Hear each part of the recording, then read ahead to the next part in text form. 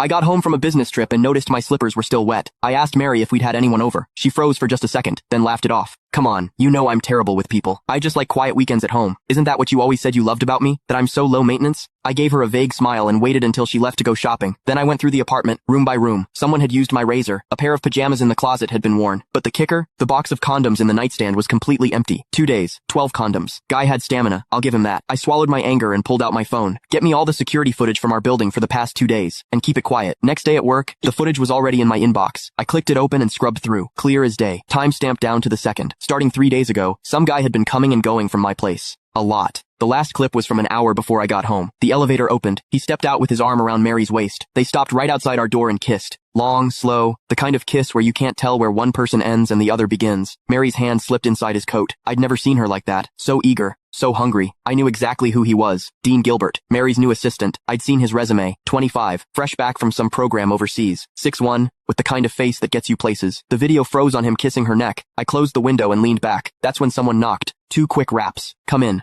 The door opened, and there he was, Dean Gilbert, in a fitted light gray suit that showed off his height, every hair in place. His eyes had that cocky confidence you see in young guys mixed with something lazier, almost smug. He was holding a folder. Chairman Dickerson. His voice was all business. President Henson asked me to bring over the year-end bonus list for your signature. He walked to my desk and set the folder down. No small talk. Didn't leave. Just stood there, waiting. Perfect posture. But his eyes drifted past me to the bookshelf like this was just some boring errand. I looked up at him. He didn't flinch. He even smiled, a smile that was hard to read. Normally, when Mary sent stuff like this or had her secretary bring it, I'd glance at the total and sign. She handled HR and finance. I'd always given her free rein. But today, I picked up the folder, opened it. I went through page by page. Bonuses ranged from tens of thousands to a few 100,000, nothing unusual for this year. Then I hit the last page. My hand stopped. Next to Dean Gilbert's name was a long string of numbers. Year end. Bonus. $1 million.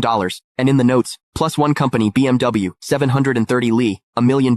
A BMW 7 Series, for an assistant who'd been here less than 6 months. I stared at that number for 2 seconds. Then I looked up. Dean was watching me. That little smile had gotten bigger, and there was something in his eyes now impatience. Chairman Dickerson, is there a problem? His tone was still polite, but there was an edge, a push. Miss Henson is waiting to head out. He made sure to emphasize those last words. I picked up my Mont Blanc pen and uncapped it. The tip hovered over the signature line. Didn't touch down. Mr. Gilbert, you've been with the company about 5 months now, right? My voice gave nothing away. 1 week shy of 5 months. Quick answer. Smooth. I said nothing. I signed. Thank you, Chairman Dickerson. He took the folder back, flipped to check my signature, then closed it. And right as he turned to leave, I caught it. His lips moved. Fast and silent. No sound. But I could read it clear as day. 3 syllables. Old bastard. He didn't even bother closing the door behind him. I stayed in my chair. Didn't move. The pen cap clicked back into place. Sunlight streamed through the window, falling across my desk. Click the link in my bio to get the full story for free.